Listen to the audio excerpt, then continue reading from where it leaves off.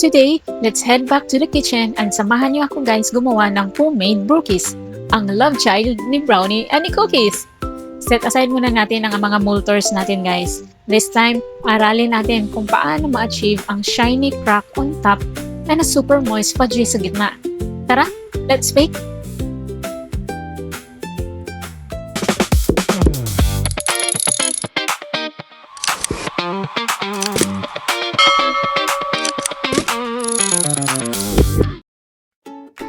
Here are the ingredients we will be using for our brookies. We have the dry ingredients, the wet ingredients, and the chocolate mixture.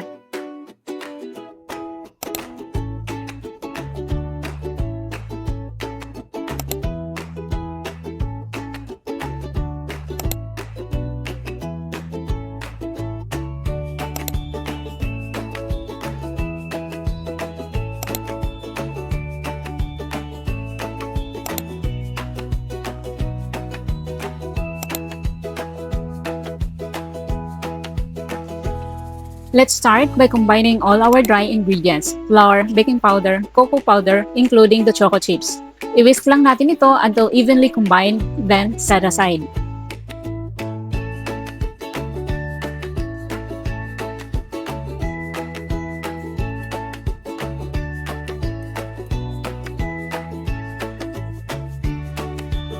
Next, let's beat the eggs together with the brown sugar and white sugar using medium speed hanggang maging light and fluffy. Huwag mag-shortcut dito guys. Yung fluffiness na to ang nagbibigay ng iconic shiny crack sa brookie natin.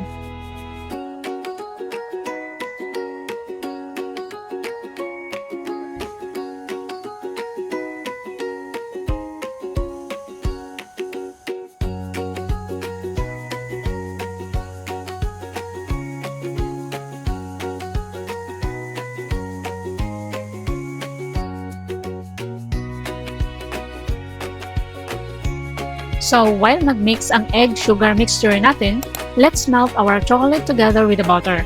Since wala tayong microwave guys, I'm using the double boiler method. Just gently melt everything until smooth and selfie.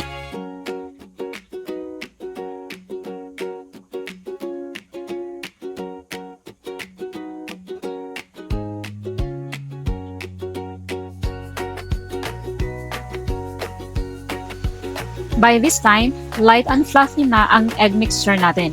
I-switch ang mixer to low speed and slowly pour the chocolate into the egg mixture. Mix just until everything is nicely incorporated.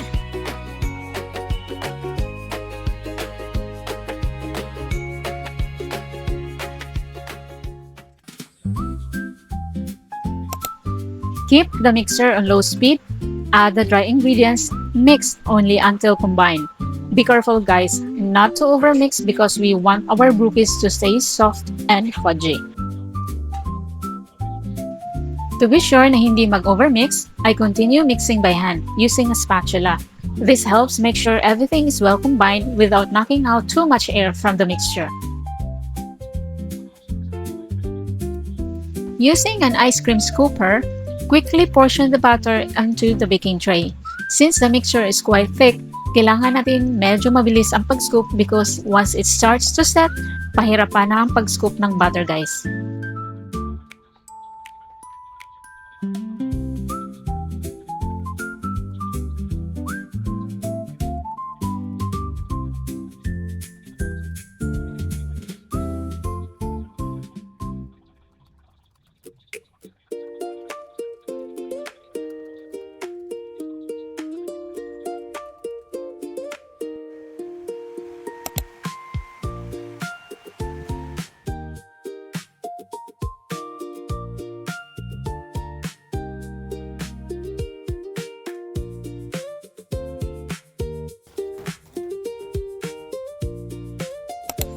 Once they're out of the oven, huwag agad alisin sa tray. Hayaan mo na itong mag-set. Let the brookies rest on the baking tray for a few minutes because they'll continue cooking from the remaining heat.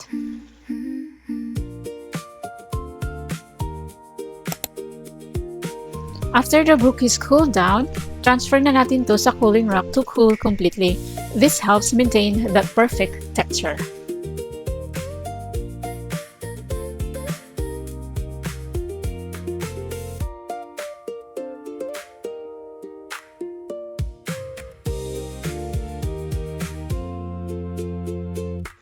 At eto na nga guys, tingnan nyo ang mga cracks.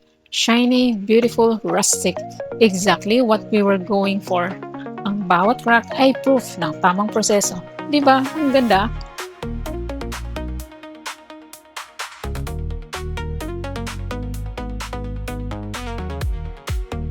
Look at that fudgy gooey center guys. Every bite is rich, chewy, chocolatey, and absolutely worth making. Hindi ito dry, hindi cakey. Ito ang tunay na brookies.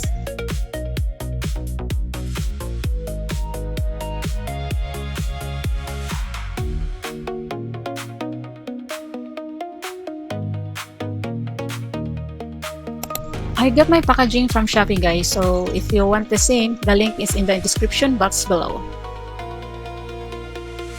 And that's it for today's bake.